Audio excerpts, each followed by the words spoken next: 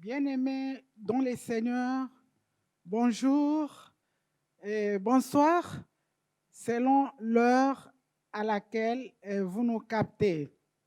Nous sommes heureux, nous sommes édifiés de vous avoir nombreux en train de participer à votre culte en ligne de ce dimanche 24/5, donc 24 mai 2020. Vous êtes nombreux en train de participer à votre culte.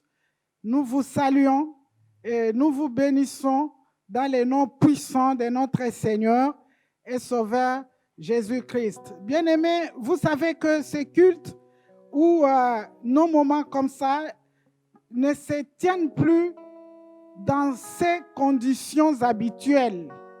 Vous savez que auparavant, on était dans une salle, dans une église, dans un temple, en train de louer, en train d'adorer, en train d'écouter la parole de Dieu, en train de prier. Mais ce ne sont pas les mêmes conditions qui nous réunissent aujourd'hui. Bien-aimés, peu importe la façon dont nous nous mettons à célébrer notre Dieu, faisons-les dans la joie, parce que le Seigneur est au milieu de nous. Bien-aimés, le Seigneur est dans votre maison. Le Seigneur est dans votre chambre d'université. Le Seigneur est dans votre appartement. Le Seigneur est là où vous vous trouvez maintenant, en train de suivre et de participer à ces cultes. Et quand il vient, quand il est là, il nous fait du bien, il nous bénit, il répond à nos prières et il accorde la solution appropriée à nos problèmes. Nous bénissons le Seigneur pour ces moments merveilleux, pour ces cultes de ce dimanche matin. Que le nom du Seigneur soit loué, que le nom du Seigneur soit béni.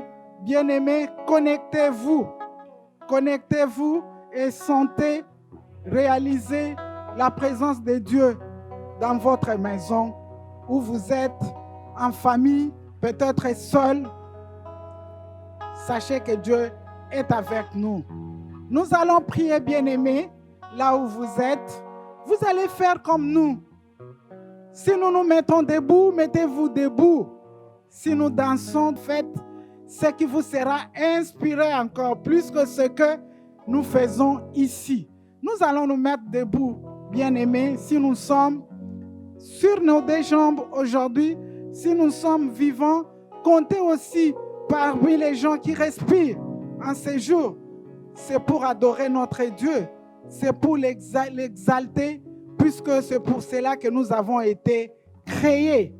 Nous allons prier pour dédier ces moments entre les saintes et bonnes mains de notre Dieu. Prions le Seigneur. Alléluia. Éternel Dieu de gloire, nous t'élèvons. Nous t'élèvons, Seigneur, jusqu'au plus haut point. Nous t'élèvons, Seigneur, parce que tu es digne. Et toi-même, tu es élevé au-dessus de toute puissance. Tu es élevé au-dessus de toute domination. Tu es élevé au-dessus de tout pouvoir, au-dessus de toute autorité, au-dessus de toute principauté. Tu es l'unique et tu es le seul vrai Dieu. Tu nous as créés pour ta gloire, pour te magnifier, pour te couronner. Tu nous as créés pour proclamer ta toute seigneurie. Nous sommes vivants pour célébrer ta résurrection. Alléluia. Tu es le seul Dieu ressuscité, le seul Dieu qui vit éternellement, le seul Dieu qui règne sur tout, Seigneur. Tu es le seul Dieu qui n'est pas resté dans les tombeaux, pendant que les autres petits dieux reposent dans leurs tombeaux, Seigneur. Tu es sorti du tombeau libre et vainqueur. C'est pourquoi l'Église te loue, l'Église te célèbre aujourd'hui et pour toujours. Seigneur, merci pour ce moment merveilleux, ce moment de ce culte, Seigneur. Merci parce que tu es partout où ce culte est en train d'être suivi. Merci, Seigneur Jésus, parce que tu es là dans la chambre, dans la maison, dans l'appartement, partout. Tu es là, Seigneur, parce que tu as promis d'être avec nous, Seigneur. Merci, notre Dieu, parce que tu vas faire que la distraction dans la maison, dans l'appartement, dans la chambre soit écartée au nom puissant de Jésus et que, Seigneur, tes enfants puissent être concentrés, Seigneur, en train d'entendre ta voix et d'attendre de toi ce que tu as prévu pour remplir les mains de chacun, ce que tu as prévu, Seigneur, pour édifier ton peuple, ce que tu as prévu pour bénir, pour délivrer, Seigneur, pour libérer, pour faire du bien. Que tes enfants, Seigneur, restent à ton écoute. Alléluia, parce que tu es là, Seigneur. Et nous voulons, Seigneur, renvoyer toute pensée captive à l'obéissance de Jésus-Christ. Oh Seigneur, que tu sois le seul maître qui règne ici, qui règne partout où ton peuple est en train de célébrer, Seigneur, ce culte de louange, ce culte d'action de grâce, ce culte d'adoration à toi, notre seul Dieu. Alléluia, le créateur de toutes choses, le maître de l'univers. Merci, Seigneur, parce que tu es là et tu veux nous faire du bien. Parce que tu nous as fait pour nous faire du bien. C'est pourquoi, Seigneur, quand nous étions perdus, tu as envoyé ton Fils Jésus-Christ qui est mort sur la croix pour nous. Et aujourd'hui, Seigneur, nous pouvons l'adorer, nous pouvons le recevoir dans nos cœurs, nous pouvons le recevoir dans nos maisons, dans nos appartements, dans nos chambres. Et il est là pour nous faire du bien.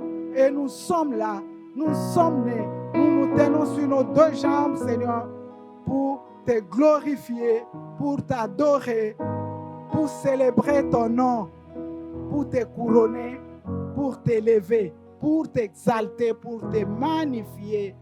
Au nom puissant de Jésus-Christ, nous avons ainsi prié et nous disons Amen.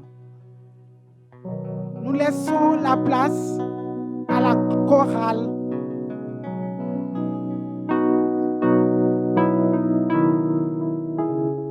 Alléluia. Nous rendons gloire au Seigneur ce matin, à lui qui est digne de louange et d'adoration.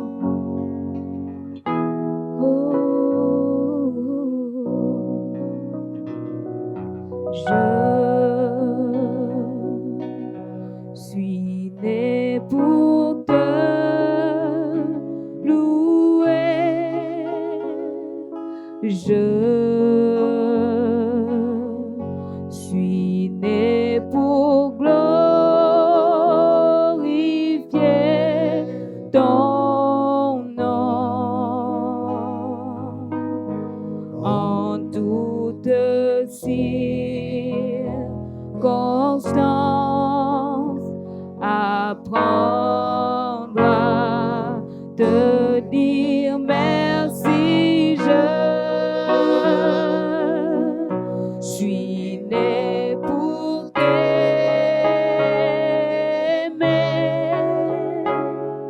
Je suis né pour t'adorer, mon Dieu. Obéir à ta voix, oui, je suis faite pour toi. Oh, oui, je suis faite pour toi. Je suis faite pour t'élever, oui, je suis faite pour. C'est ma raison d'être, t'adorer, t'élever, Seigneur, oui, je suis faite pour toi, je suis fait pour t'élever, ô majesté. Je suis fait pour toi. Ce matin, avec les frères, les sœurs, nous venons te glorifier, Seigneur. Je suis fait, oh, je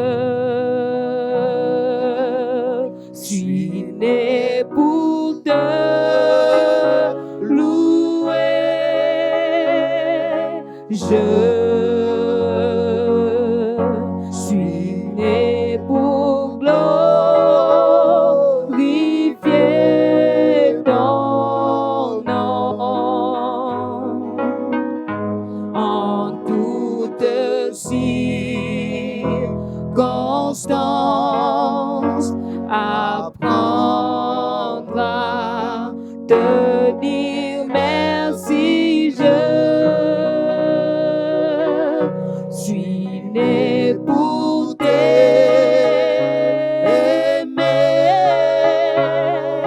Je suis né pour t'adorer,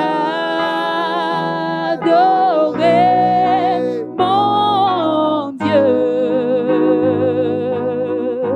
Obéir à ta voix.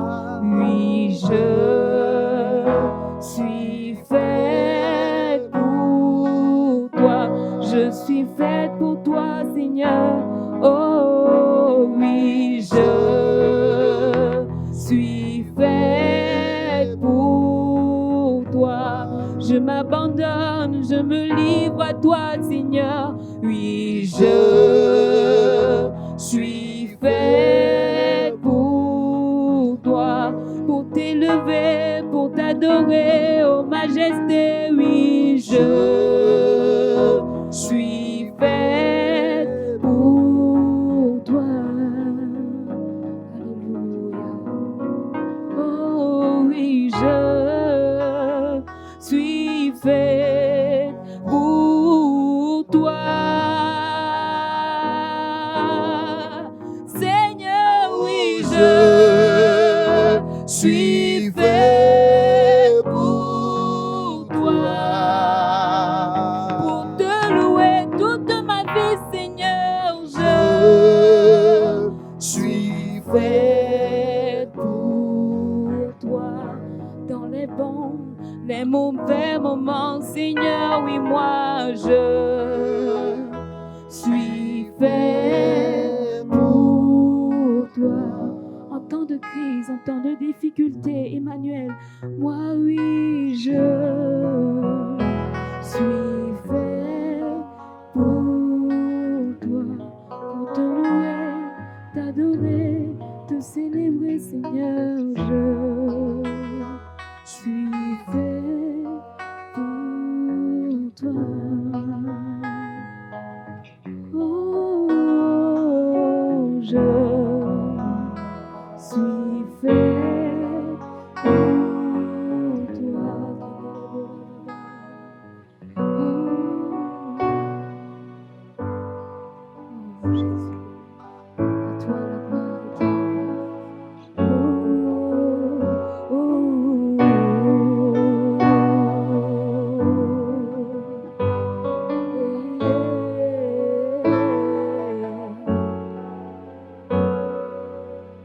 ni par force, ni par puissance, mais par ton esprit. Envoie ton esprit, ni par force, ni par puissance, mais par ton esprit. Envoie ton esprit.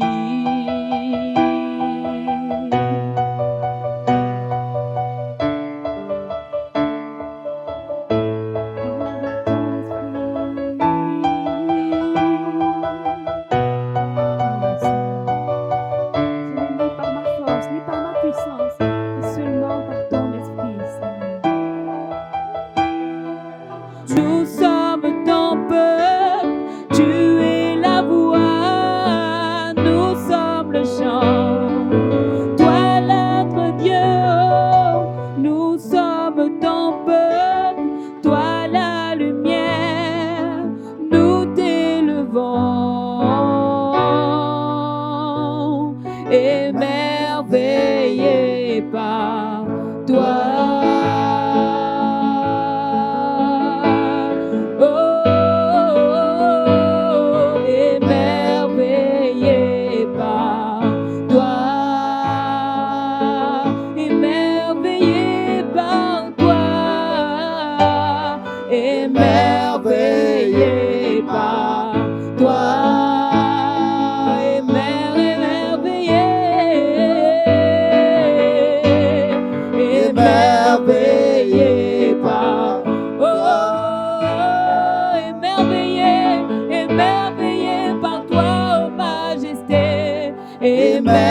Émerveillé par toi.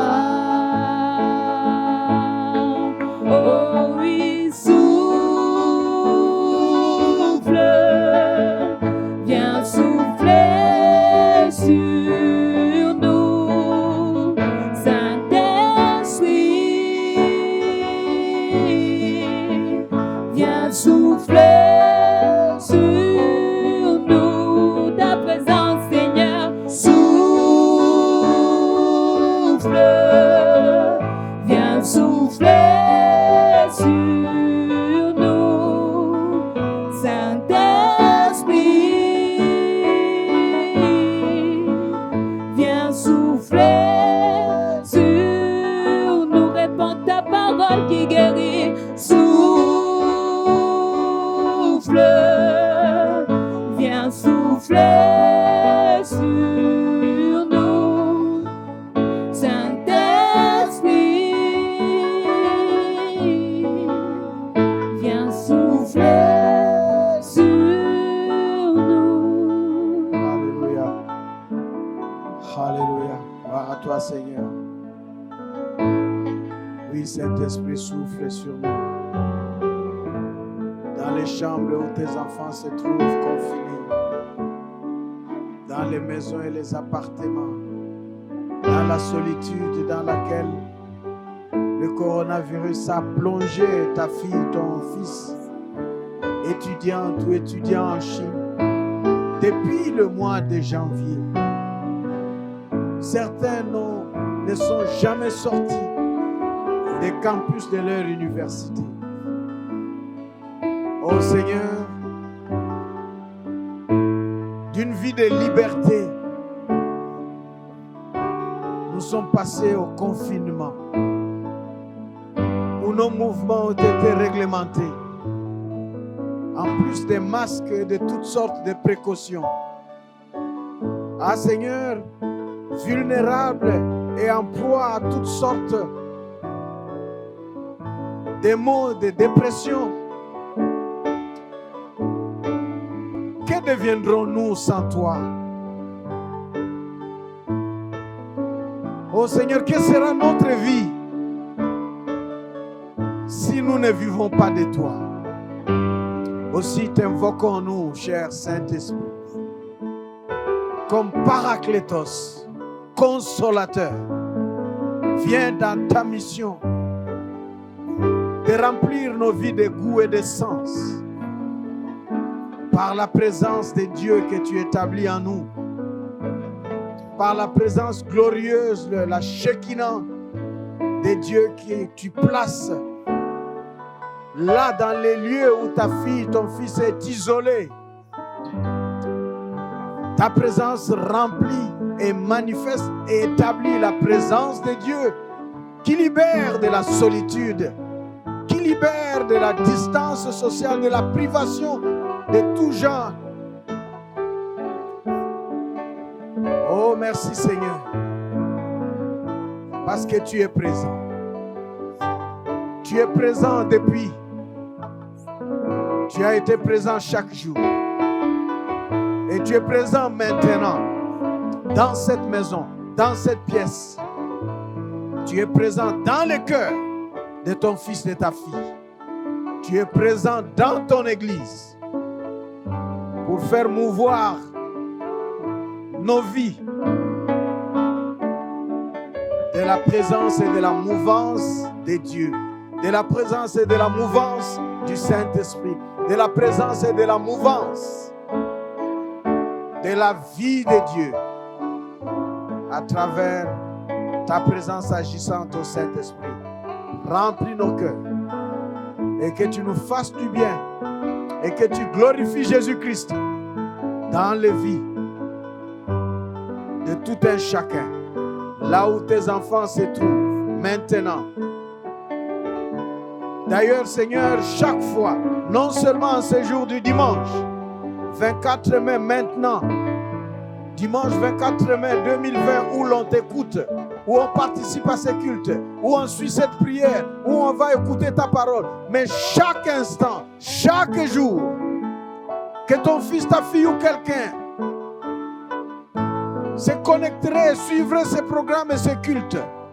Saint-Esprit, que tu agisses, que tu te manifestes, que tu le touches, que tu lui parles.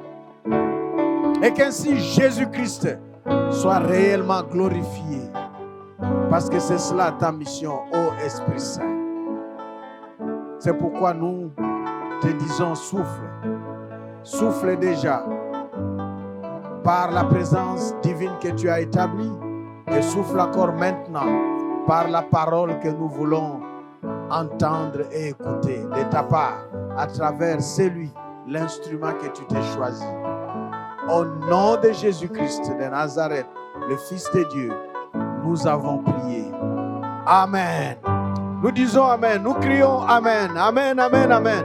Dans vos chambres d'université, dans vos maisons et vos appartements, partout où vous vous trouvez, dites Amen, criez, acclamez le Seigneur. Vous dites Amen, vous acclamez le Seigneur, mais vous encouragez, vous remerciez nos amis de la chorale.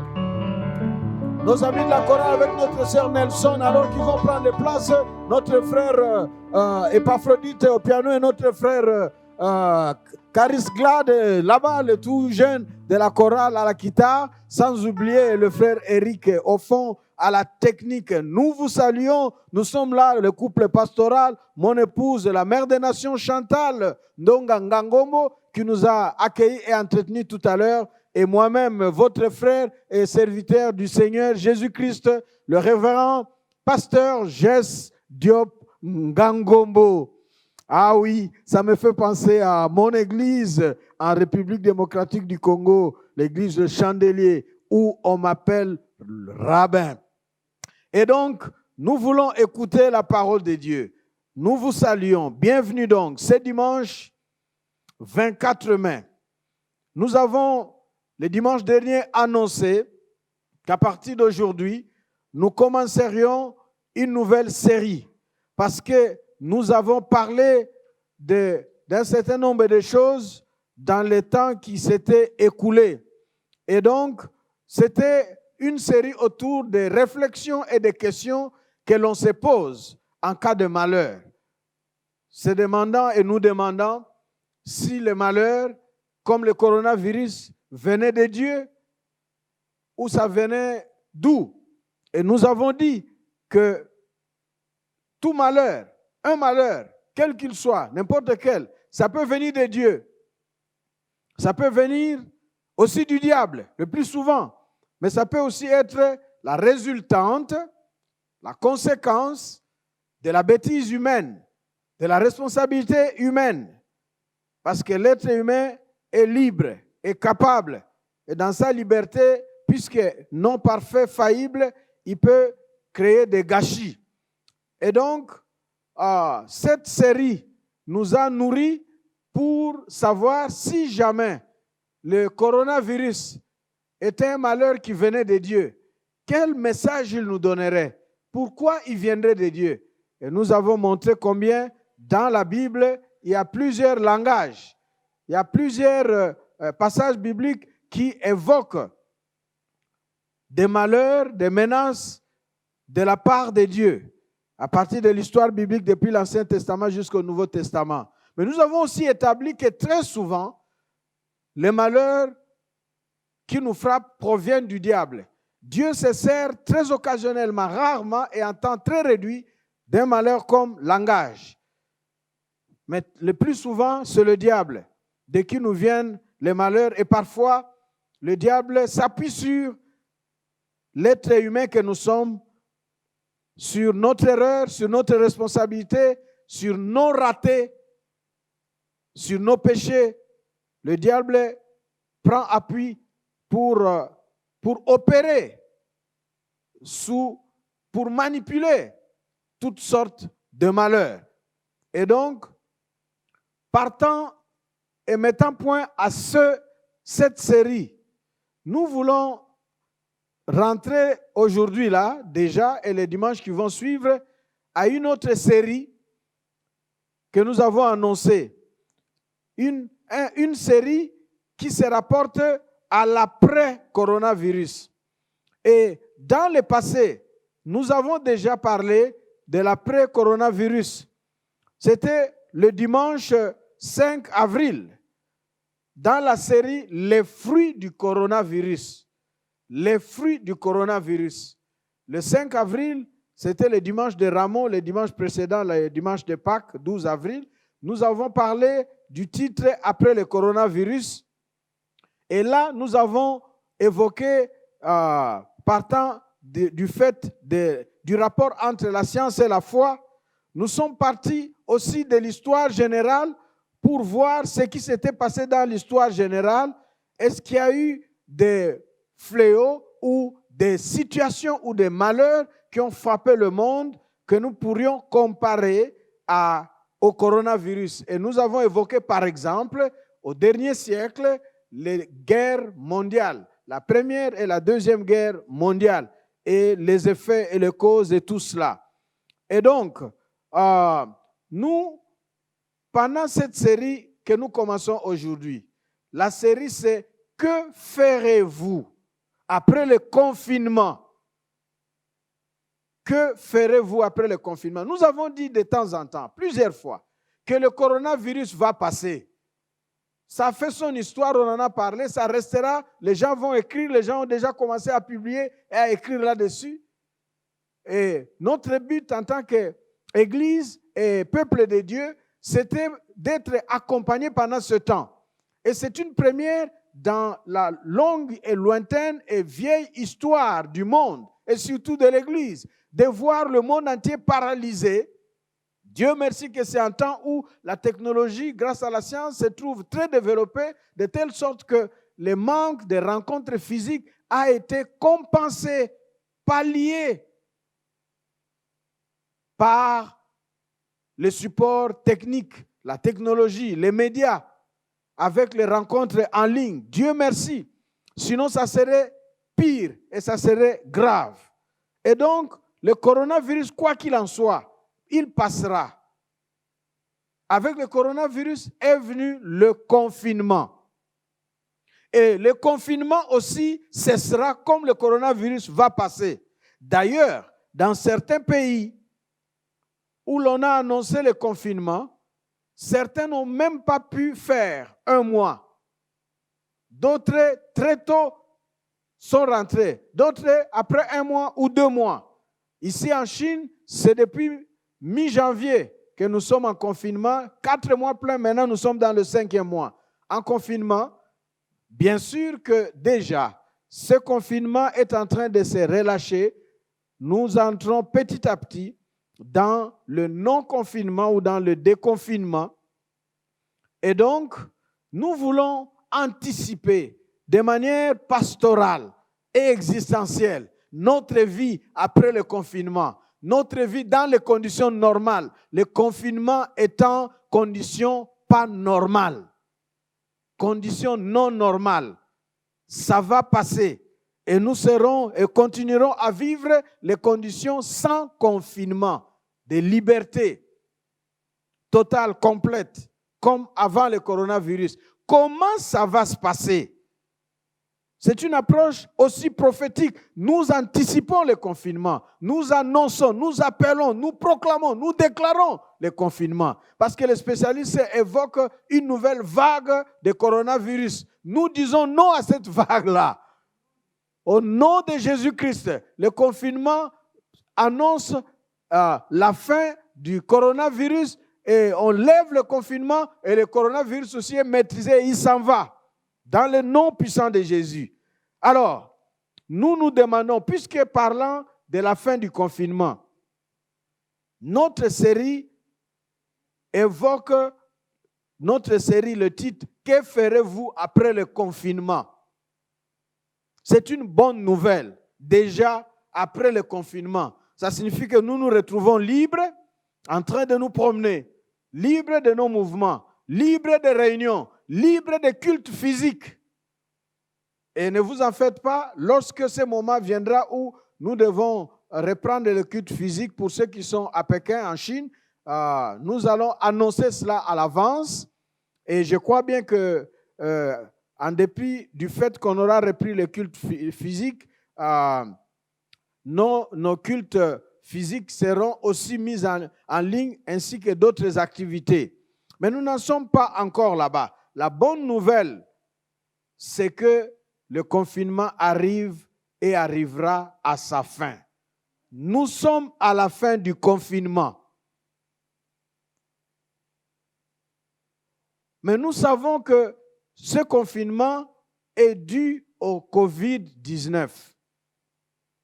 Et le coronavirus, dit COVID-19, et le confinement, nous avons vécu cela, chacun, d'une certaine manière. Nous avons subi un certain nombre de choses. Et peu importe ce que nous avons vécu, laissez-moi encore rappeler, la bonne nouvelle est que nous sommes à l'aurore du confinement. Donc le confinement prend fin et nous commençons l'après-confinement. Et donc, avec le confinement et le coronavirus, le confinement comme conséquence du coronavirus, ayant vécu cela chacun à sa façon, ayant connu des situations différentes, nous sommes passés par des défis divers. Le confinement a engagé notre vie en face des différents défis. Mais de même que nous avons vécu le confinement en bravant et en affrontant divers défis, beaucoup de défis. Certains, nous les avons déjà bravés, d'autres, nous faisons avec. De même aussi, l'idée de l'après-confinement évoque aussi des défis. C'est pourquoi nous pensons que c'est mieux que nous puissions être préparés à l'après-confinement. Au fait, c'est une sorte de question que nous nous posons. C'est une question que nous vous posons aussi. Nous la posons et nous vous la posons aussi. Que ferez-vous après le confinement? Qu'est-ce que vous ferez après le confinement? Posez-vous cette question. C'est cette série dont le titre du message d'aujourd'hui. Que ferez-vous après le confinement? Confinement, on s'embête, on s'ennuie, on est isolé et tout. Ok, ça va prendre fin. Ok, quel jour? Mais ça prendra fin. Supposons que ça prend fin maintenant, aujourd'hui là. Qu'est-ce que vous allez faire après le confinement? Voilà notre message. Et pour aller dans ce message-là, nous pensons ici déjà, en tant qu'enfants de Dieu, la Bible reste notre repère et notre référence comme fondement de tout ce que nous voulons apprendre. Nous voulons apprendre des choses partant de la Bible et la parole de Dieu que nous interprétons et appliquons à la réalité dans laquelle nous nous trouvons. Et dans la Bible, nous avons, par exemple pour les enfants d'Israël, plusieurs événements, plusieurs situations que nous pouvons rapprocher au coronavirus, des situations de malheur. Il y a sans pareil ce qu'Israël a connu de l'Ancien Testament, l'exil. C'est vrai qu'Israël a connu plusieurs exils, mais il y a le grand exil de Babylone. Vers les années 600 avant Jésus-Christ. Donc, nous allons voir, après l'exil, avec l'exil, il y a eu les guerres, il y a eu aussi les famines, il y a eu aussi des maladies. Donc, ce sont là des différents malheurs qu'Israël, peuple de Dieu, a vécu, que nous pouvons observer en lisant la parole de Dieu, y découvrir les caractères confinement et y découvrir aussi l'après-confinement. Et s'il y a un mot que nous pouvons rapprocher au mot confinement utilisé aujourd'hui par rapport à Israël, nous dirions en quelque sorte le mot comme siège. Israël a connu l'exil et il y a eu une déportation. C'est la diaspora du mot grec, la dispersion. Il y a eu une déportation et il y a eu une dispersion. Voilà. Nous, aujourd'hui, le coronavirus nous a maîtrisés en confinement et les mouvements sont paralysés. Les avions, les bateaux et tout est paralysé. C'est maintenant que petit à petit, les mouvements commencent à travers le globe, à travers le monde. Et les gens se trouvent là où ils étaient. Mais pendant l'exil, c'était l'inverse. Le peuple était déporté et s'est retrouvé dispersé dans tous les sens sur la surface de la terre. En temps de guerre, c'est un autre phénomène à rapprocher au confinement que nous appelons le siège. Israël, dont la capitale, parfois les grandes villes comme Jérusalem, la capitale, ou Samarie, se retrouvera assiégée.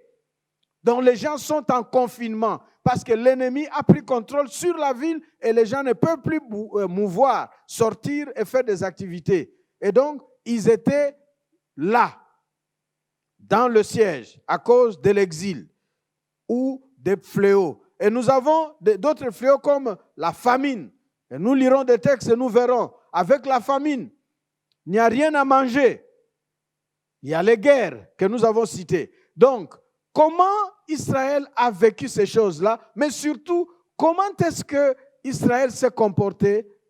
Les enfants de Dieu dans la Bible se sont comportés après des phénomènes, des malheurs comme l'exil ou grande famine, lesquels malheurs les ont placés dans un état soit de siège, soit dans un état dans des conditions semblables au confinement pour nous aujourd'hui. Pour que nous puissions répondre à la question, que ferez-vous après le confinement? De cette comparaison d'Israël, de ces retours dans la Bible, nous pouvons nous rappeler un certain nombre de choses avant que je vous introduise à ce que nous ferons. Au fait, après le confinement, comment vous allez procéder? En parlant, disais-je, la fois dernière, le 5 avril. Pourquoi je donne ces dates-là? Parce que ces messages se trouvent encore en ligne. Et de passage, notre culte actuel se trouve en ligne. Vous l'aurez directement, vous nous suivez sur YouTube et sur Facebook. Donc, ces messages du 5 avril se trouvent sur YouTube. Et vous pouvez voir cela. Et avec la situation d'Israël, nous avons vu comment est-ce qu'Israël s'est retrouvé après le confinement ou le siège, après la faim ou les malheurs qui les avaient frappés à l'époque. Ils se sont retrouvés avec des stigmates. Parmi les stigmates, une grande tristesse profonde et une frustration, un malaise jusque dans les profondeurs de leur foi, comme quoi, par exemple, Dieu, leur Dieu tout-puissant, El Shaddai, avait été vaincu par exemple, les dieux des ennemis, les dieux des Babyloniens, Marduk. Donc, pour Israël, perdre la guerre en face de l'ennemi, pour être assiégé et emporté en exil, signifie que ce n'est pas Israël qui a perdu, mais c'est Dieu qui a été vaincu par les dieux ennemis. Et ça, c'était traumatisant. Il va souffrir de ça. C'est comme ça que les prophètes vont s'élever pour donner le message que cela est arrivé à cause du péché, de l'absence de Dieu, de la désobéissance. Et donc, il y a eu plusieurs conséquences, mais aussi ces exils, ces malheurs-là ont aussi amené le peuple d'Israël, le peuple biblique, à chercher Dieu. Ont créé quelque part une sorte de réveil spirituel. Un engouement, un élan à chercher Dieu et à ne plus se mettre dans des conditions qui déclenchent sa colère, qui attire sur nous encore un malheur de la part de notre Dieu. Et donc, de ces survols de la situation d'Israël dans un état comme siège qui correspondrait au confinement dans notre cas ici, absence de liberté, nous nous inspirons pour encore nous poser la question, que ferez-vous, vous, mon frère, ma soeur qui m'écoutez, que ferez-vous après le confinement? Qu'est-ce que vous avez en tête de faire? Ce message voudrait vous aider. De même que la parole de Dieu nous a aidés et entretenus et accompagnés pendant le coronavirus, la crise du coronavirus, le confinement, avec tout ce que ça signifiait, la parole de Dieu veut aussi nous préparer à l'après-confinement. Alléluia. Amen. Alléluia. Crie Amen. Parce que tu sauras qu'est-ce que tu feras après le confinement. Mais pense déjà à cette question. Et pour mieux y répondre, nous vous proposons un double exercice. Le premier exercice, c'est important. Mon frère, ma soeur, qui m'écoutez, vous qui m'écoutez, c'est important de faire le bilan, de faire l'état des lieux, votre état des lieux actuel, présent, au terme du confinement. Vous vous trouvez dans quel état? Comment vous avez vécu le temps du coronavirus et le confinement? Comment vous vous sentez? Faites un état des lieux personnel. Faites un état des lieux conjugal. Faites un état des lieux familial. Faites un état des lieux professionnel. Faites un état des lieux de tout ce qui vous concerne, de votre santé émotionnelle, spirituelle, de votre personne. Faites d'abord ce bilan, ces points, cet état des lieux-là. À l'heure actuelle, dans quel état vous vous trouvez? Ça, c'est le premier exercice. Et le deuxième exercice, c'est maintenant, après cet état des lieux, envisager, projeter, planifier, essayer de dessiner l'après-confinement. Dessiner cela en envisageant un plan, en envisageant une projection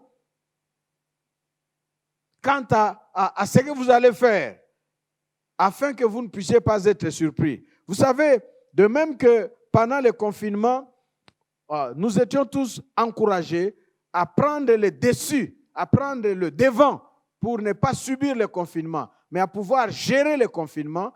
De même, nous voulons vous encourager aussi à ne pas être surpris par le déconfinement, par l'après-confinement, parce que vous savez que le confinement prendra fin. C'est pourquoi nous voulons lire, pour vous permettre de répondre à cette question. Déjà, nous vous disons, la question sur laquelle notre message est concentré maintenant, c'est que ferez-vous après le confinement? Et nous disons que pour répondre à cette question, un double exercice. Premier exercice, faire le bilan ou le point. Bilan point de votre état des lieux. Bilan point de votre état des lieux en ce moment précis, dans le confinement. Faites le bilan point de votre vie, de votre famille, de votre vie conjugale, de votre vie professionnelle, sur tous les aspects. Comment vous êtes? Dans quel état vous êtes? Deuxième volet de l'exercice, c'est envisager, projeter et planifier l'après-confinement de manière concrète. Et pour que nous vous accompagnions à cet exercice-là, aujourd'hui, parce que dimanche prochain, le 31 mai, nous reviendrons encore sur la série, les titres. Nous voulons vous donner quelques lectures. Nous allons lire pour vous le psaume 137. Et le psaume 137 trace effectivement ce que les enfants d'Israël ont vécu. Et comment ils ont vécu cela? Psaume 137. Nous allons lire cela. C'est un psaume court. Et ça va nous amener aussi à 138.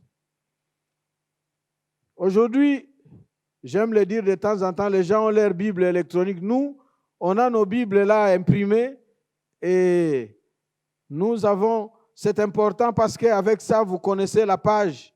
Vous savez, vous connaissez les livres de la Bible, vous pouvez facilement vous retrouver. Alors, le psaume 137.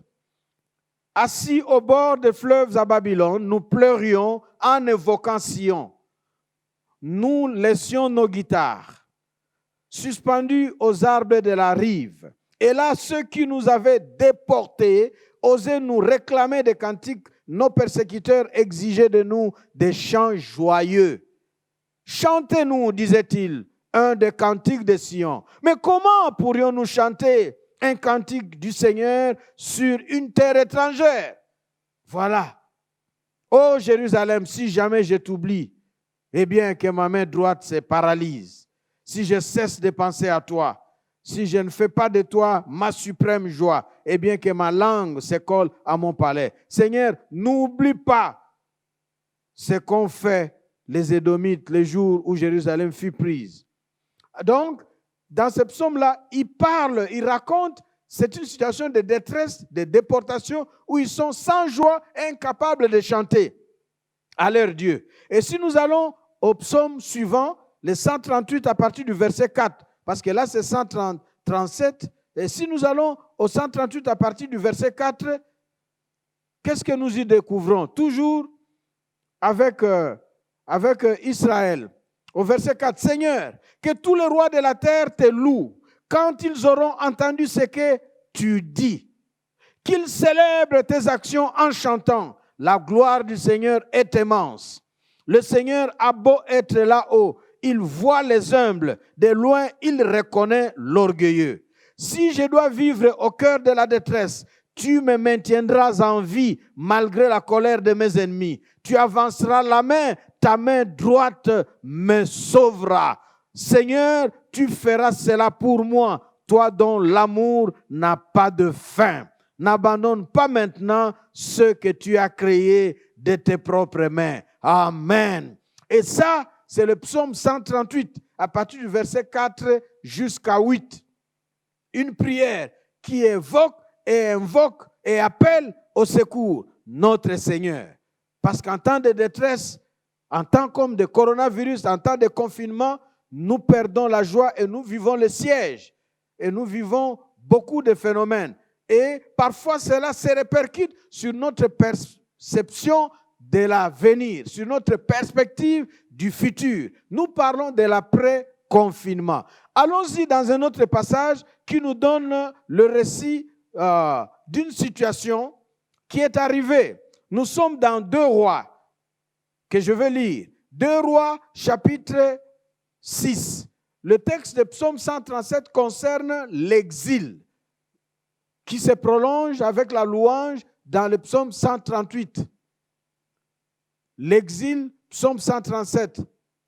Nous avons plusieurs passages comme Daniel que nous verrons tout à l'heure qui parlent de l'exil. D'ailleurs, Daniel et Ézéchiel sont des prophètes de ce temps-là. Mais ici, dans 2 Rois chapitre 6, ça nous parle d'un autre malheur, la famine. 2 Rois chapitre 6, à partir du verset 24 jusqu'à 33.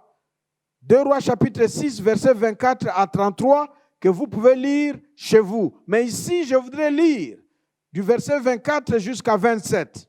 Ensuite, je sauterai pour lire le verset 33. 2 Rois 6, verset 24. La famine à Samarie, ça c'est le titre. À une autre époque, le roi de Syrie, Ben-Hadad, rassembla toute son armée et alla assiéger Samarie. Voilà, ça c'est confinement. Toute une ville est assiégée. Alors, il y eut une grande famine, la crise, dans la ville. Les assiégeants bloquaient si bien la ville qu'une simple tête d'âne coûtait 80 pièces d'argent. Et une livre de pois chiche, 5 pièces d'argent. Un jour, le roi d'Israël passait sur la muraille. Une femme lui cria, « Au secours, majesté !»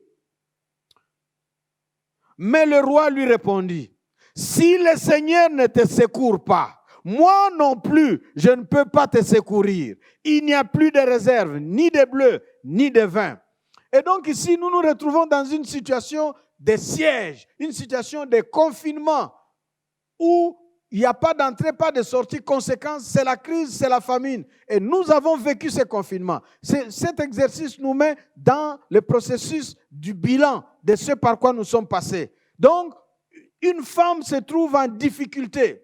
Et vous allez voir dans ce passage, ce qui s'est passé, c'est quoi? Cette femme-là, à cause de la faim, a mangé. Elles se sont arrangées. Deux femmes ont dit, au lieu de mourir sous le confinement, nous avons des enfants. Mangeons aujourd'hui mon fils et demain nous mangerons les tiens. Et donc, la première, l'une d'entre elles a accepté. On a tué son fils, on l'a mangé. Et la fois prochaine, pour manger l'autre femme a dit non, on ne mangera pas mon fils. Je ne peux pas manger mon fils. Et ça fait une grande crise, une grande bagarre, un problème. Alors que le roi était en train de passer, il était à jeûne. C'est comme ça que cette femme crie, roi, viens au secours, majesté, viens au secours. Le roi pensait que la femme demandait à ce que le roi lui donne à manger. Et la réponse du roi, c'est un peu ce que nous avons vécu. Le roi va dire à cette femme-là, écoute, nous sommes dans cet état, ça vient du Seigneur. Si le Seigneur qui doit nous secourir, pendant ce temps de confinement, de siège, ne fait rien. Moi, je suis humain comme toi. Je ne peux rien faire. À quel message pour nous de nous référer déjà à notre Dieu qui nous sortira du confinement? Alléluia. Et au verset 33, vous verrez les détails de ce récit quand vous le lirez. Mais je m'en vais au verset 33 de ce chapitre. Parce que le roi s'est fâché. Il a dit tout ça, c'est à cause du prophète Élisée. C'est le prophète Élisée qui a annoncé ce malheur sur le pays, cette famine, c'est lui. Alors je vais couper sa tête. Et le roi va donc chercher à couper la tête d'Élisée, mais Élisée va intervenir de la part du Seigneur.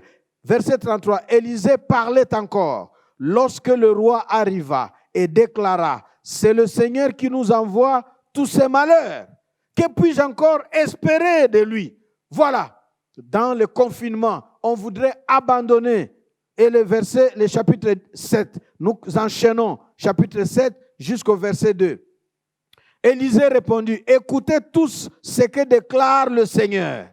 Demain à la même heure, on ne paiera qu'une pièce d'argent pour 12 kilos de farine ou 24 kilos d'orge au marché de Samarie.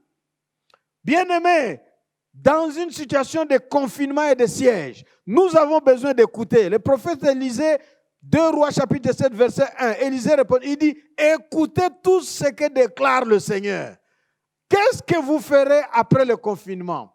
Qu'est-ce que vous allez faire après le confinement? Écoutez d'abord le Seigneur. Écoutez le Seigneur vous annoncer la parole qui va vous faire vivre. Lui qui est le maître des temps et des circonstances. Lui qui connaît le futur. Et Élisée dit, écoutez tous, vous aussi aujourd'hui mes frères et sœurs, écoutons ce que Dieu nous dit. Lorsque nous envisageons l'après-confinement, qu'est-ce que Dieu me dit? Et pour Élisée ici, il annonce la fin du confinement et il annonce l'abondance, la fin de la famine. Verset 2, parce qu'il a dit, il y aura abondance. Et il donne même les prix. L'abondance des denrées casse les prix. À le verset 2, l'aide de camp du roi, celui qui l'accompagnait toujours, répliqua, même si le Seigneur envoyait du grain en perçant des trous dans la voûte du ciel, ce que tu viens de dire là, pourrait-il se réaliser? Ça, c'est le doute. L'état des lieux du confinement. Certains parmi nous sont tombés dans le doute. Et Élisée va dire à ces messieurs, eh bien, répondit Élisée, tu le verras, mais tu n'en profiteras pas. Ah, que quelqu'un qui est dans l'état de doute sache qu'il y a des gens qui sont passés comme nous dans des confinements, qui ont aussi douté. Mais ta vie n'a pas pris fin là-bas. Lorsque Dieu te parle comme maintenant, lorsque Dieu t'a parlé pendant le confinement, et Dieu te parle pour ton futur, même pendant le confinement, tu crois à l'après-confinement, crois en ce que Dieu te dit, sans douter. Afin que non seulement tu vois cela s'accomplir, mais aussi tu en jouisses. Alléluia. Gloire au Seigneur. Et dans Daniel chapitre 4, Daniel c'est après Ézéchiel. Daniel chapitre 4, verset 25 jusqu'à 32. Là, nous allons voir aussi une situation de... Vous pouvez lire cela. On va trouver la situation des sièges. Mais au terme de cette situation-là, le roi Nabuchodonosor et tout son royaume, ils ont proclamé la seigneurie de notre Dieu qui règne. Il est le maître de la terre, il est le maître de tout ce qui existe. C'est lui qui établit sur le trône et c'est lui qui enlève du trône. Daniel chapitre 4, verset 25 à 32. Et nous avons Ézéchiel. Daniel, laissez-moi lire pour vous Daniel 4. Daniel 4, 25 à 32 sans commentaire. Et après on lit Ézéchiel et nous passons à notre question fondamentale. Parce que nous sommes dans cet exercice-là. Daniel 4, à partir du verset 25. Tous les événements prédits au roi Nabuchodonosor s'accomplirent. En effet, un an plus tard, le roi se promenait sur la terrasse du palais royal de Babylone. Il s'écria, « Voilà Babylone, la grande ville que j'ai bâtie comme résidence royale. Elle montre combien ma puissance est grande, combien mon pouvoir est glorieux. » À l'instant même où le roi prononçait ces mots, une voix venant du ciel déclara, « Roi Nabuchodonosor, écoute cette proclamation. Le pouvoir royal t'est retiré. Tu vas être chassé d'entre les humains. Tu vivras parmi les animaux sauvages et tu te nourriras d'herbes comme les bœufs.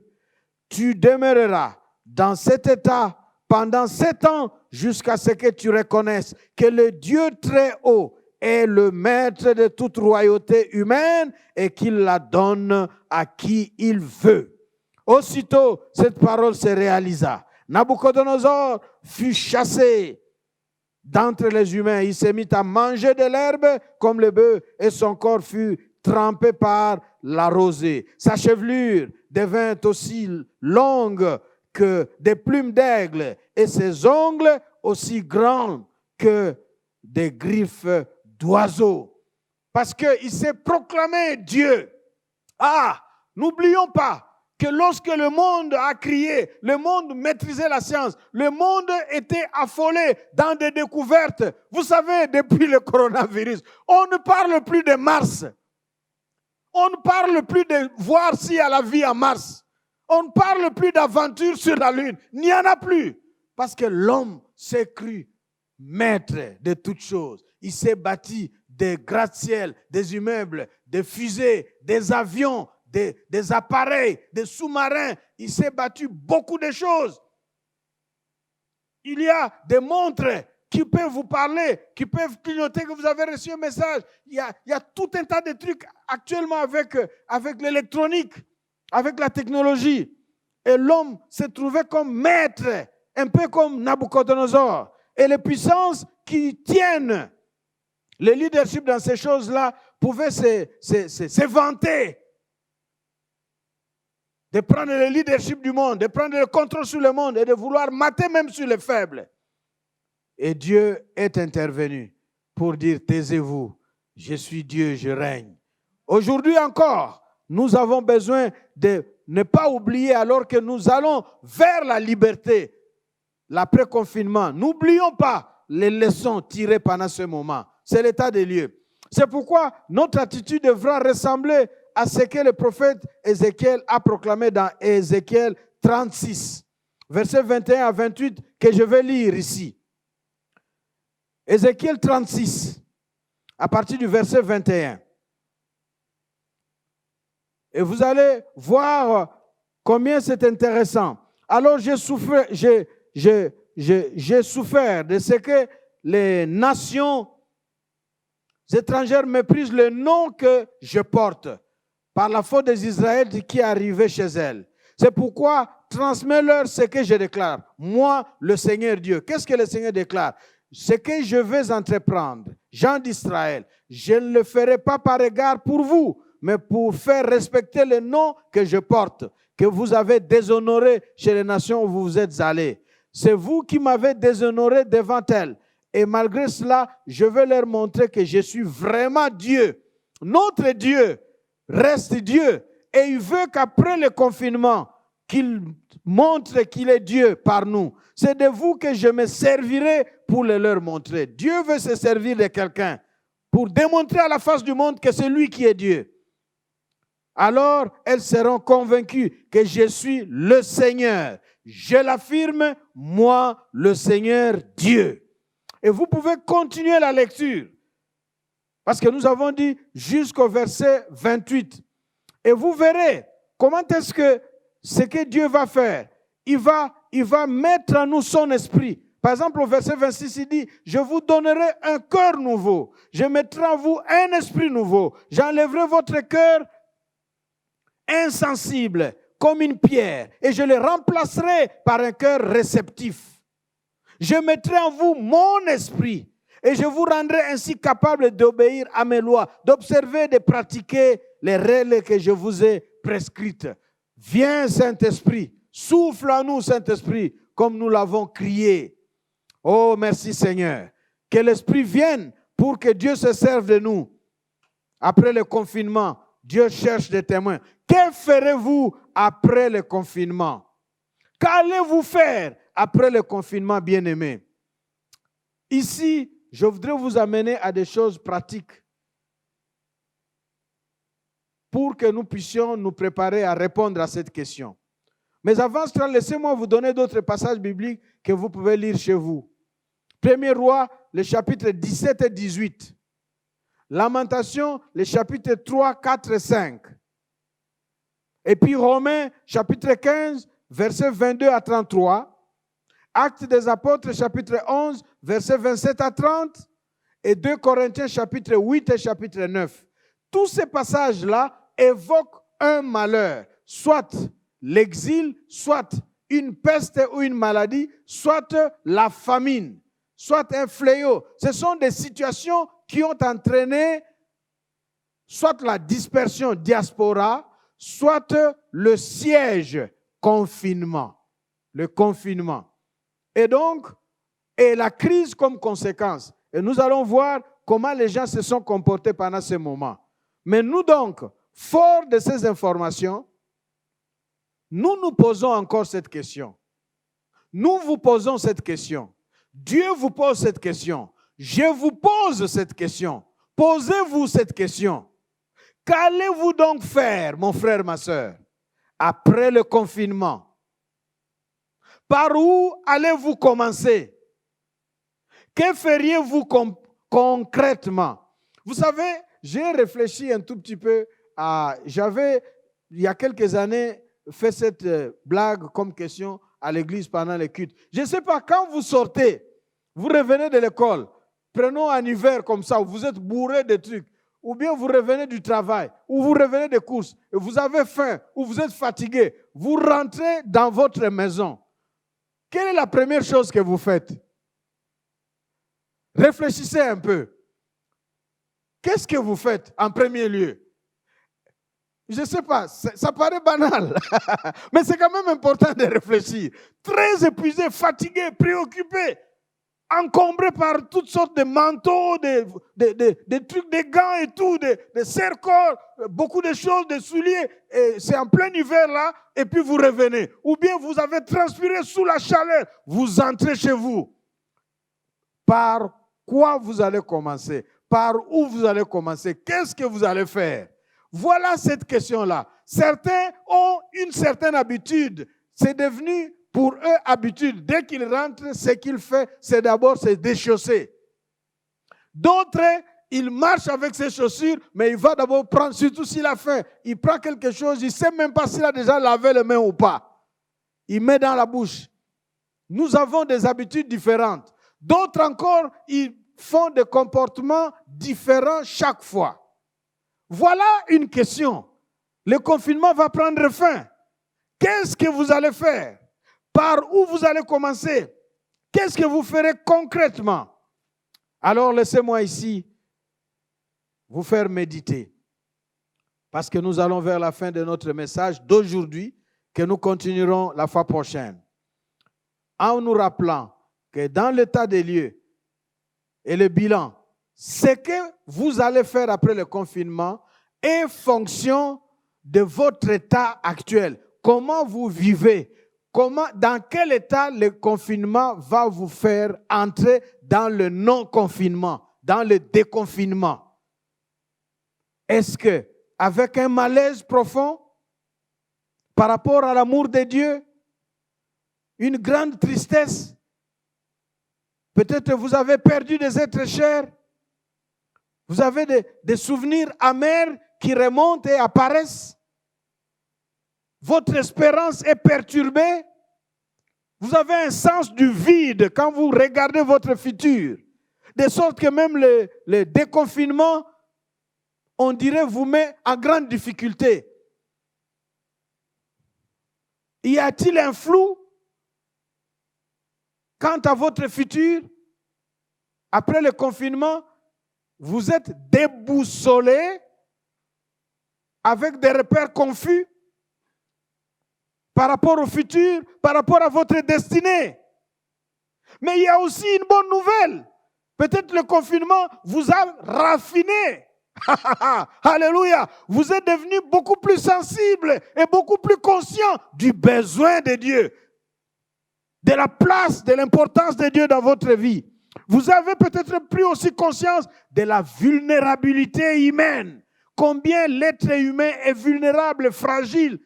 Combien on est finitude et que nous ne sommes rien sans Dieu. Ah, ça, c'est un bon travail. Si le confinement a créé en vous ces besoins, cette soif véritable de Dieu, c'est sérieux. Désormais, sérieux et très sérieux avec mon Dieu.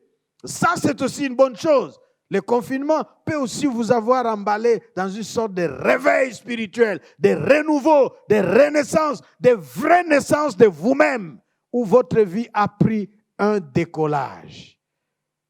Oui, que ferez-vous après le confinement si aujourd'hui, en écoutant ce message, et qu'à la fin vous dites Amen, et c'est la fin du confinement, qu'est-ce que vous allez faire? Par où allez-vous commencer? Alors ici, je voudrais vous faire un petit exercice. Là où vous m'écoutez, comme ceux qui sont avec moi ici, dans ces cultes en ligne, alors que nous les tenons avec vous, essayez de dresser une liste.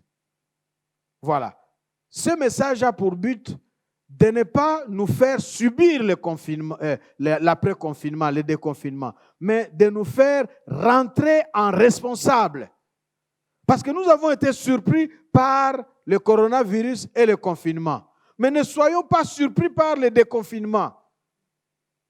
Même si nous ne pouvons pas maîtriser quand est-ce que nous serons totalement, complètement libres. Mais vous savez, les gens disent, rien ne sera comme avant. Rien ne sera comme avant. Après le confinement, après le coronavirus, rien ne sera plus comme avant. Des grands dirigeants, des hommes d'État, des gouvernements, ils déclarent ça. Mais qu'est-ce que ça signifie?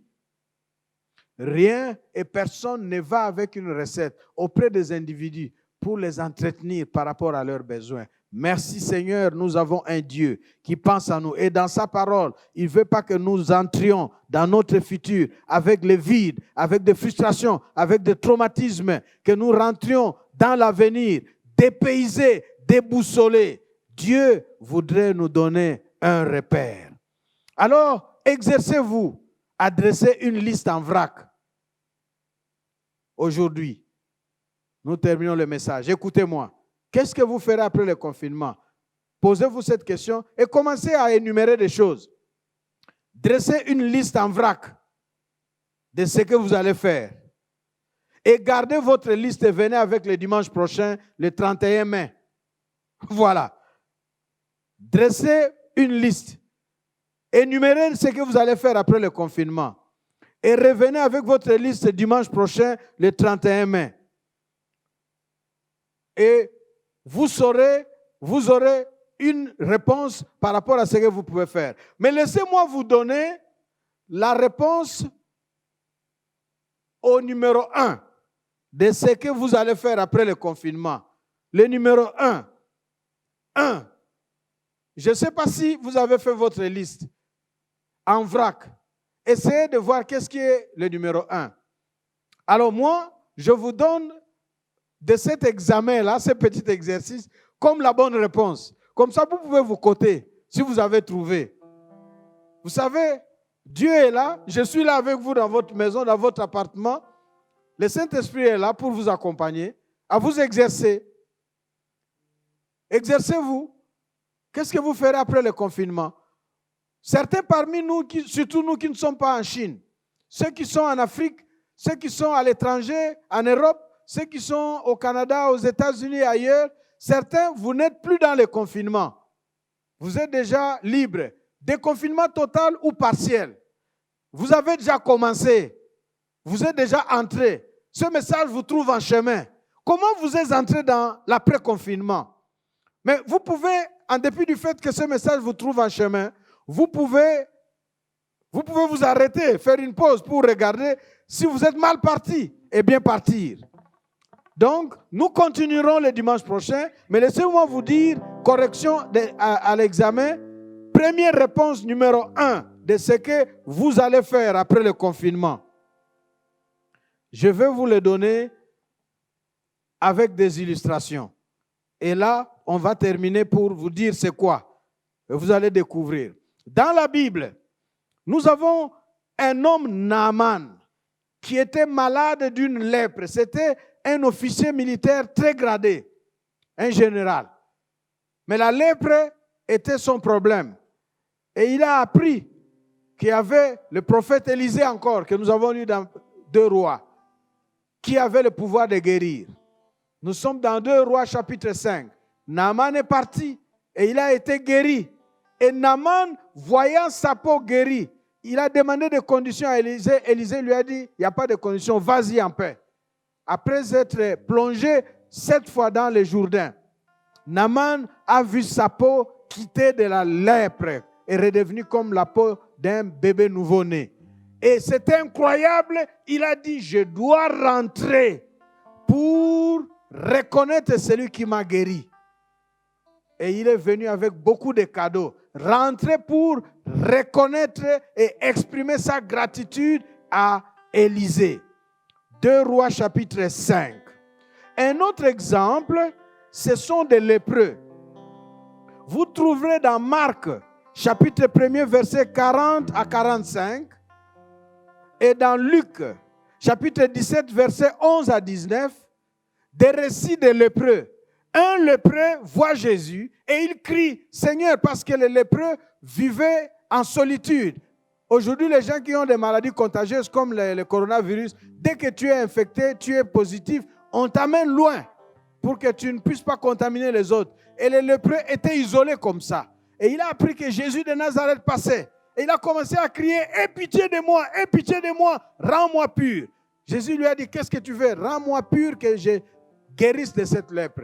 Et Jésus lui a dit, je le veux, sois pur. Et la lèpre l'a quitté. Et tout de suite là, Jésus lui a dit, vas-y, tu es guéri, mais ne dis à personne. La Bible va nous dire que cette personne-là a commencé à proclamer tout haut ce que Dieu a fait pour lui. Ah, voilà, mon Dieu m'a guéri. C'est moi qui étais le lépreux là. C'est moi. Parce que les gens le regardaient. Oh, est-ce que c'est lui? Mais lui, il n'était pas comme ça. Oh, mais il lui ressemble vraiment. Mais qu'est-ce qui s'est passé? Il dit, c'est moi. Dieu m'a guéri. Jésus-Christ, le Fils de Dieu. C'est lui qui m'a guéri de la lèpre. Il criait. Il y avait 10 autres lépreux qui ont aussi entendu parler de Jésus. Ils ont dit, guéris-nous. Et Jésus a dit, allez-y vous montrer chez le maître de la loi pour vous faire examiner de votre lettre parce que vous êtes guéris. Et en chemin, 10 tous ont remarqué qu'ils étaient guéris. Et ils ont sauté. Ils sont partis chez eux. Mais un seul. Nous sommes dans Luc 17, j'ai dit. Versets 11 à 18. Un seul lépreux, regardant sa peau, il était guéri. Il a pensé à tous les temps qu'il a passé dans le confinement, dans la solitude, dans les moqueries, dans l'humiliation, dans la peur, dans toutes sortes de souffrances dues à la lèpre, dans la non-socialisation, dans le refus des relations. Qu'est-ce qu'il avait vécu? Et le voilà en bonne santé guéri. Au lieu de partir comme les neufs, crier, sauter, rentrer dans la vie, il est rentré chez Jésus. La Bible dit, arrivant à Jésus, il s'est allongé dans leur position de prosternation, face contre terre. Et il a adoré Jésus. Il lui a exprimé sa gratitude. Et nous avons le roi David en 2 Samuel 24, à la suite d'une peste, d'une maladie comme le coronavirus, qui a frappé son peuple. Et il s'est humilié devant Dieu. Il a supplié et Dieu a enlevé la peste. David va dire, je ne vais pas offrir à mon Dieu un sacrifice qui ne me coûte rien. Bien-aimés, qu'est-ce que vous allez faire après le confinement? Simplement dire merci à Dieu. C'est la première chose.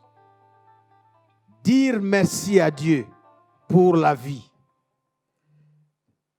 Dire merci au Seigneur, c'est l'acte prioritaire. Exprimer notre gratitude, notre adoration, notre reconnaissance à notre Dieu parce que je suis en vie. Quel que soit l'état dans lequel tu te trouves, le confinement levé, ce qui est comme première chose à faire. Merci Seigneur. Merci Seigneur. C'est ce que 1 Thessaloniciens 5, 18 va dire. Rendez grâce au Seigneur en toutes circonstances. Oui, l'après-confinement est une vraie raison pour dire merci au Seigneur. Comment vous allez dire merci à Dieu? Le lépreux est revenu, il s'est allongé devant Jésus, face contre terre. Parce que tu as redonné valeur à ma vie. Merci Seigneur. L'autre, le lépreux guéri, a crié partout. Oh, Jésus là, c'est le Fils de Dieu, il a proclamé pour être reconnaissant. Naaman a pris toute sa richesse pour donner à Élisée, même si Élisée n'a pas voulu. David nous laisse la leçon. Je ne veux pas offrir à mon Dieu un sacrifice qui ne me coûte pas. Ah, ça me rappelle un chant que nous chantons avec ma femme de temps en temps. Ça fait longtemps. Je connais les refrains et les chants. Il dit, j'aime l'Éternel, car il entend ma voix. Il a penché sur moi son oreille, et je le chanterai toute ma vie. Et comment rendrai-je à l'Éternel son amour envers moi, son amour envers moi. Oui, comment rendrai-je à l'Éternel son amour envers moi, son amour envers moi. Je vais aimer comme il a aimé, donner ma vie pour mes frères. Je veux marcher comme il a marché, vivre dans sa lumière. Oui, comment rendrai-je à l'Éternel son amour envers moi? Voilà la question. Comment rendras-tu à ton Dieu l'amour qu'il t'a manifesté en te faisant échapper du coronavirus pendant que certains ont été comptés parmi les décédés, les déportés, les disparus de la terre à cause du coronavirus? Toi, tu es en vie. Comment lui diras-tu merci? Comment vas-tu exprimer ta gratitude à ton Dieu après le confinement? Comment tu diras merci à Dieu? Dire merci au Seigneur, c'est l'acte ultime. Mais comment tu vas le faire? C'est un exercice. Après le confinement, que feras-tu? Que ferez-vous, ma soeur? Que ferez-vous, mon frère? Que ferez-vous comme famille? Que ferez-vous comme couple? Que ferez-vous comme église, peuple de Dieu? Que ferez-vous comme groupe? Que feras-tu comme personne, enfant de Dieu? après le confinement. Qu'est-ce que tu as dans le cœur de faire? Et nous vous disons, première chose en priorité, c'est dire merci à Dieu. Mais comment tu vas dire merci à Dieu? Voilà un exercice qui termine notre culte. Tu souhaites le confinement prendre fin, mais qu'est-ce que tu feras après? Dire merci à Dieu. Comment tu vas dire merci au Seigneur pour tout ce qu'il a fait pour toi? Lèvons-nous là où nous sommes. Remercions le Seigneur pour sa parole. Et nous allons penser pendant toute cette semaine, jusqu'au dimanche prochain, le 31 mai, à ce que nous allons faire après le confinement. Pensons comment nous allons dire merci à notre Dieu. Seigneur, nous te disons merci pour ta parole. Merci Seigneur parce que, surpris par le coronavirus et le confinement, tu ne veux pas que nous soyons surpris par l'après-confinement, par le déconfinement. Parce que le coronavirus est passager et le confinement aussi passager. Mais tu nous voudrais récupérer, rentrer dans notre vie de liberté. Mais Seigneur, libre, qu'est-ce qui se trouve dans nos agendas? Nous voulons d'abord, Seigneur, que nos cœurs exposés devant toi, nos âmes exposées devant toi, à la suite de tout ce temps de confinement, avec tous les souvenirs que ça comporte, nous voulons vider nos cœurs, nos êtres de tout, pour être remplis d'actions de grâce, être remplis de paroles de remerciement, être nourris d'attitudes, des gestes, des pensées, des actes, des initiatives, de gratitude, de reconnaissance, de remerciement à toi notre Dieu pour tout ce que tu as fait. Merci, merci, merci Seigneur, merci Seigneur, merci Seigneur. Nous voulons chanter à notre Dieu avec la chorale pour dire merci à notre Dieu. Que Dieu vous bénisse dans vos maisons. Que Dieu vous fasse du bien là où vous êtes. Pensez, vous priez pour que le confinement cesse. Vous priez pour sortir. Oui, le confinement va prendre fin. Qu'est-ce que vous ferez? Vous avez un modèle.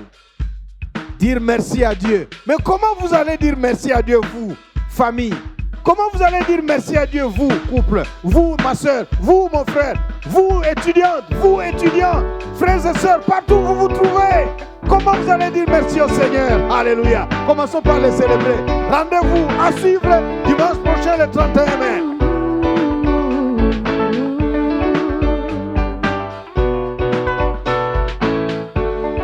Je me réjouis dans le nom du Seigneur.